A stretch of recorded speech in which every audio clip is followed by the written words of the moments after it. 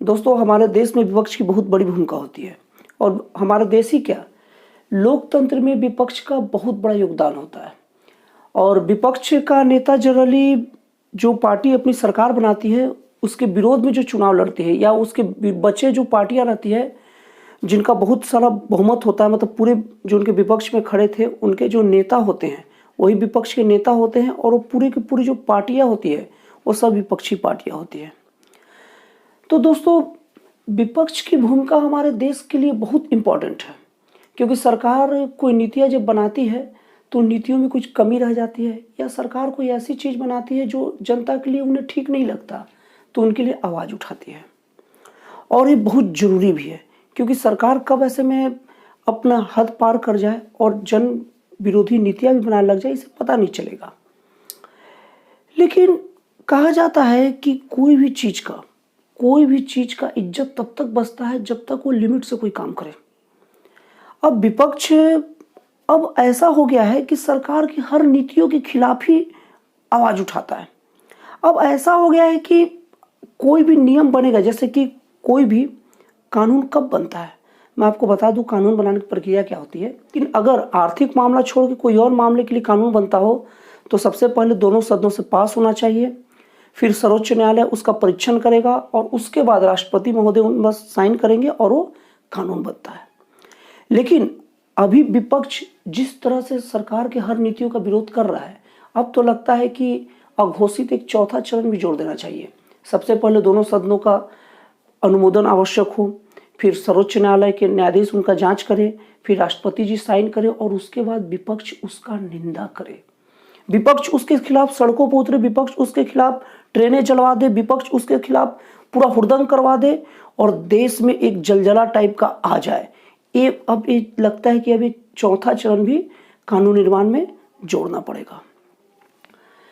दोस्तों, विपक्ष हमेशा कृषि कानून तब विरोध, सीएए तब विरोध, एनसीआर तब विरोध, अग्निपथ योजना तब विरोध, और अभी तो हद तक पार कर गया है जब ईडी द्वारा राहुल गांधी, सोनिया गांधी को द हेराल्ड केस मामले में बार बार सम्मन भेजा जा रहा है, उन्हें बुलाया जा रहा है। और आपको बता दूं कि ये ईडी जो जा रहा है ना, वो केंद्र सरकार के मुख्य कारण से नहीं जा रहा है, वो हाई कोर्ट का फैसला है। और अब जो विपक्षी पार्टियां इनका तो विरोध कर ही रही है, लेकिन ये विपक्षी पार्टी सर्वोच्च न्यायालय में भी गई इसके खिलाफ कि ईडी की जांच को रोका जाए। सर्वोच्च न्यायालय ने साफ साफ मना कर दिया और सीधे कहा कि उनका ये काम है और वो बहुत सही तरीके से काम कर रहे हैं, हम इसमें कुछ नहीं कर सकते। मतलब कि अब सर्वोच्च न्यायालय के फैसले के भी विरोध में खड़े हैं। मतलब इन लोग मोदी सरकार का निंदा करते करते कब देश के न्यायालयों का भी विरोध करने लग जाए कुछ भी नहीं कहा सकता, क्योंकि अभी न्यायालय ही द हेराल्ड के इस मामले में पूछताछ जो कर रही है उस पर रोक लगाने से मना की है। तो अब इन लोग किस बिना पर केंद्र सरकार का विरोध कर रहे हैं? क्योंकि केंद्र सरकार का विरोध तब होता है जब केंद्र सरकार ईडी को भेजती।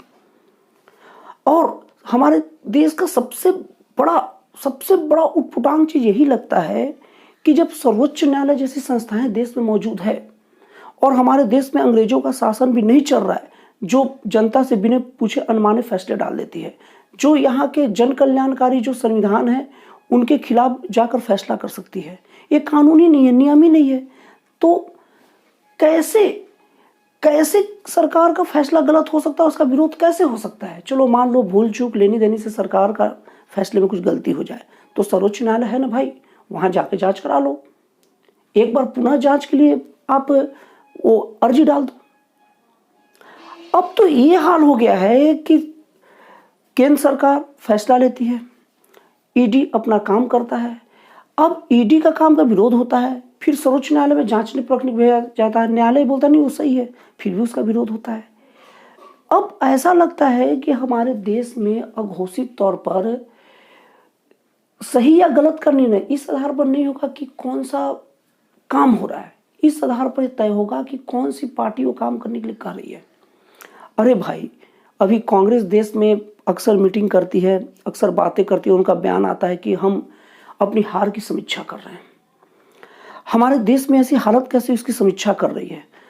अभी संगठन को मजबूत करके चुनाव की तैयारी कर रही है। ये चुनाव की तैयारी कोई बिजनेस नहीं होता कि आप अंदर अंदर ध्यान दो और काम हो जाता है। चुनाव की तैयारी का मतलब जनता के सामने आपको आना है और जनता के सामने अपने कारणों को बताना है।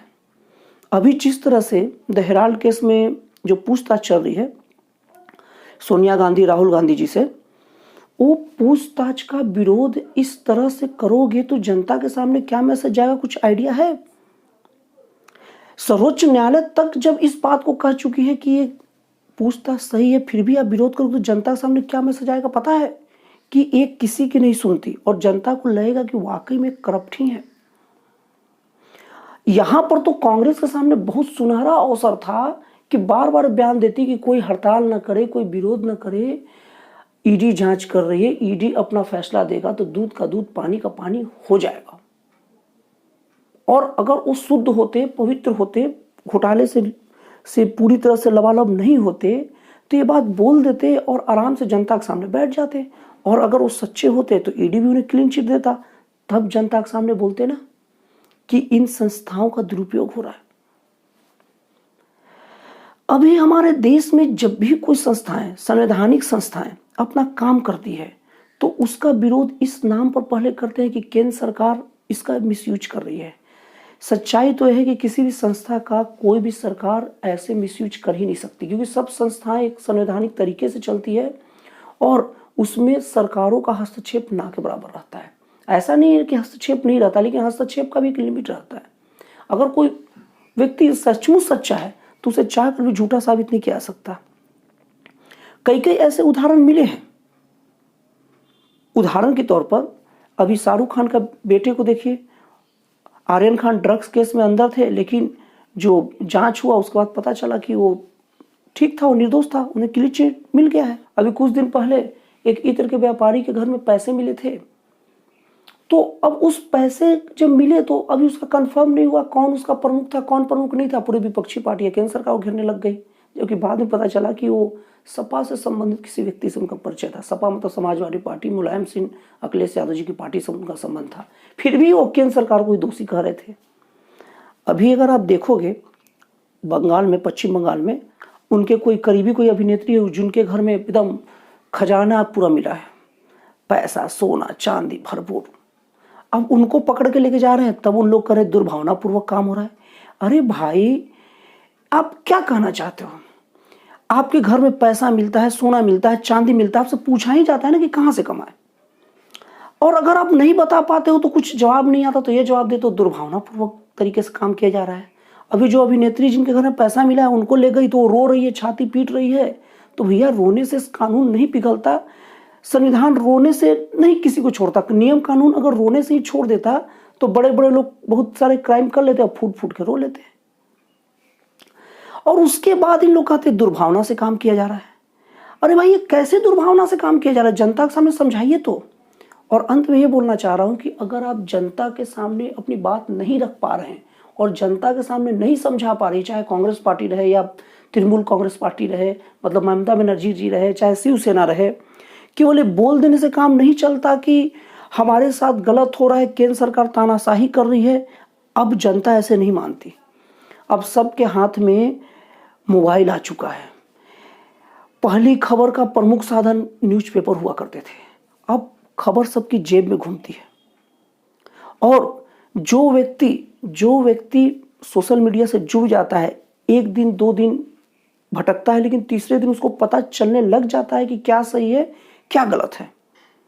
आप कितना भी घुमा फिरा के बात कर ले कि केंद्र सरकार संवैधानिक संस्थाओं का, सीबीआई, ईडी का दुरुपयोग कर रही है, लेकिन धीरे धीरे जनता जागरूक हो रही है। सबको पता है कि दुरुपयोग कर रही है या वो अपना सदुपयोग कर रही है। मतलब वो संवैधानिक संस्था अपना काम कर रही है, उनसे काम करवाया जा रहा है, ये सबको पता चल जाता है। आप सच्चे रहिए, आपके साथ पूरी दुनिया रहेगी। लेकिन अगर आप गोल गोल बातें करेंगे, चोरी के बाद सीनाजोरी वाली बातें करेंगे, बात बात पर देश में आग लगाएंगे, हमारे देश का सम्मानीय सर्वोच्च न्यायालय के होते हुए भी आप उनका कहना नहीं मानेंगे, तो ये सब जनता देखता है। दोस्तों, फाइनली मेरे वीडियो का सार भी है, मेरे वीडियो का निचोड़ भी है कि हमें हमेशा अपने विवेक से काम करना चाहिए। और हमारे साथ अगर कोई गलत कर रहा है, खास करके सार्वजनिक तौर पर गलत, जिस पर पूरी देश की निगाहें हैं, तो यकीन मानिए कोई गलत कर नहीं सकता अगर आप सही है तो।